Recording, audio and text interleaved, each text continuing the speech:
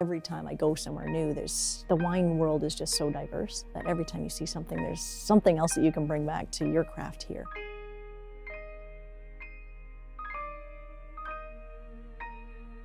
Travel was one of my big passions, and science as well, but just knowing how many different disciplines it wrapped up into one career.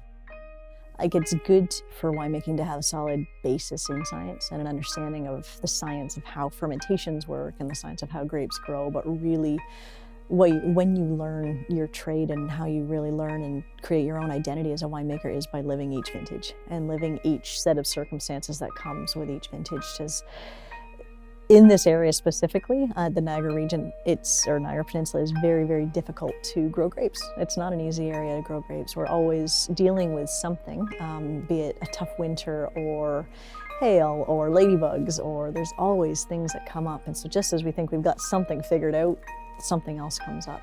It's really about living those vintages and making the wine from start to finish that you really start to get an understanding and appreciation of how much there is to know and how much there is to learn. It's never ending, which is good. You need to understand the land in which you're planting. And I know, looking back, Fiona, who's the estate manager here, her father was one of the founding members of 30 Bench. And after he passed, she was going through all of his old paperwork, and it was fascinating some of the folders that she found that were researching this property and seeing it before it was a vineyard and looking at the contours of the land and looking at the proximity to the lake and just knowing, obviously you won't have all of the answers, but having a very good idea of what to expect from that property. And like, as we've learned, there's a tremendous amount of differences even throughout a block of Riesling, let alone the entire property.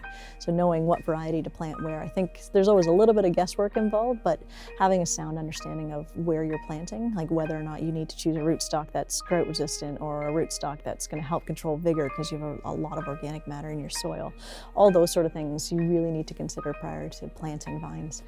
Because even though you won't necessarily have all the answers once the vines are in the ground, and it may not have been the absolute best choice, it takes 4 to 5 years before you start to see any sort of anything off of that vineyard. So you need to make your best guess going into it.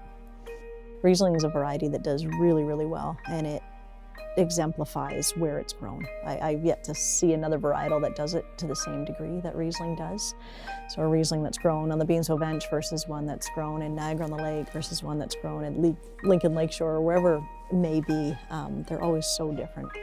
And it's a variety that's fairly winter hardy, so it does well here. The acid's good as well, so it's something that's a prominent, for me, a good Riesling needs to have acid, and that's something that we tend to have in cool climate grapes. Another, for reds, Pinot is one that can be done really, really well. It does struggle a bit with disease, so it's one that you need to really manage in the vineyard. But Gamay is another really exciting variety that's starting to get a lot of attention from various people, and just that it can hold worth, because we've always benchmarked ourselves against the Bordeaux reds, and in cooler years they may not necessarily net out where we want them to. So it's fun to see people planting more Gamay, because it's something that has a lot of potential for this area. With everything that you know now, what would today you say to younger you back then as they're talking to that recruiter from That's a great question. What would you say? It's just, you're in for a wild ride, really.